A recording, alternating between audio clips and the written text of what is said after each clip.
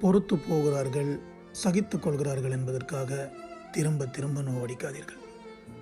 உறவில் பிரிவு வந்துவிடக்கூடாது, நேசத்தில் விரிசல் வந்துவிடக்கூடாது என்ற காரணங்களுக்காகத்தான் அவர்கள் எல்லாவற்றையும் தாங்கிக் கொள்கிறார்கள். இதயம் மரத்து போனதால் அவர்கள் வலியை வெளியே காட்டிக்கொள்வதில்லை. அவர்கள் கண்ணீர் துளிகளை அனுதாபத்திற்காக சிந்துவதும் இல்லை. காயங்களை தாங்க பழகியவர்களுக்கு கோபத்தை அடக்க தெரியும். துயரங்களை அனுபவித்தவர்களுக்கு எல்லாவற்றையும் மறந்து சிரிக்கவும் தெரியும். அன்புக்கு அடிமையாகிவிட்டார்கள் என்பதால் அவர்களை யாரும் உங்களுக்கு அடிமையாக பயன்படுத்தாதீர்கள். பொறுமையின் எல்லையை அவர்கள் தாண்ட துணிந்துவிட்டால் முடிவெடுக்க தொடங்கி விடுவார்கள். உங்களால் அதை தடுக்கவே முடியாது.